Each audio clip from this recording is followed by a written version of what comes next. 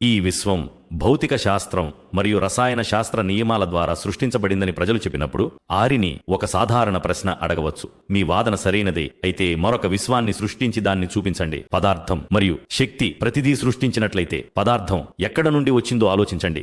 శక్తిని ఎవరు అందించారు? కాలాన్ని ఎవరు నడిపించారు? ప్రకృతి నియమాలను ఎవరు ఏర్పాటు చేశారు? ఏమీ లేనప్పుడు స్థలం లేదు, సమయం లేదు, విషయం లేదు, దానిని ఎవరు ప్రారంభించారు? ఈ ప్రశ్నకు సైన్స్ సమాధానం ఇవ్వదు. ఎందుకంటే ప్రారంభానికి సమాధానం సృష్టికర్త వద్ద మాత్రమే ఉంది. ఖురాన్ 1400 సంవత్సరాల క్రితం సూచించింది, భూమి ఆకాశాలు కలిసి ఉండగా మేము వాటిని విడదీసిన వైనాన్ని తిరస్కారులు చూడలేదా? సూరహ్ 21:30. శాస్త్రం దీనిని బిగ్ బ్యాంగ్ అని పిలుస్తుంది. ఖురాన్ దానిని అల్లాహ్ శక్తి యొక్క ప్రారంభం అని పిలుస్తుంది. నేడు ఏ శాస్త్రం విశ్వం యొక్క నిరంతర విస్తరణగా వర్ణించబడింది? మీరు అణువులను విచ్ఛిన్నం చేశారు, డిఎన్ఏని చేరుకున్నారు, కంప్యూటర్లు మరియు ఏఐని తయారు చేశారు, కానీ మీరు ఆత్మను చేరుకోలేకపోయారు. ఎందుకంటే ఆత్మ అల్లాహ్ యొక్క ప్రత్యేక ఆదేశం ద్వారా వచ్చింది. అల్లాహ్ ఇలా అంటున్నాడు, వారు ఆత్మను గురించి నిన్ను ప్రశ్నిస్తున్నారు. ఆత్మ నా ప్రభువు ఆజ్ఞతో ముడిపడి ఉంది. మీకు ఒసగబడిన జ్ఞానం బహుస్వల్పం అని ఓ ప్రవక్త వారికి చెప్పు. సూరహ్ 17:85.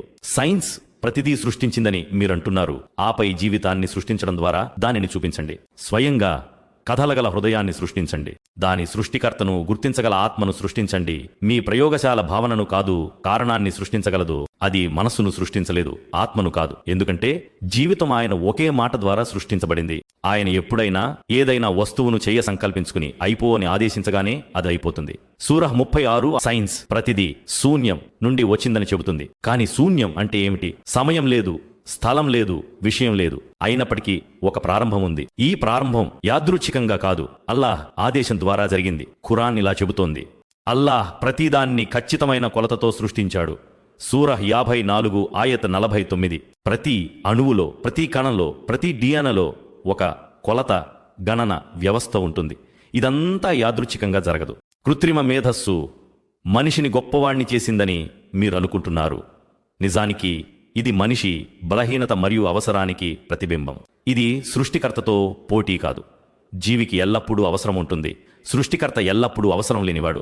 సూర్యుడు ఆరిపోయే, నక్షత్రాలు విరిగిపోయే, భూమి కంపించే, ప్రకృతి నియమాలు మారే మరియు మొత్తం విశ్వం అంతమయ్యే రోజు వస్తుంది. అప్పుడు శాస్త్రం ఉండదు, శక్తి ఉండదు, ప్రయోగశాలలు ఉండవు.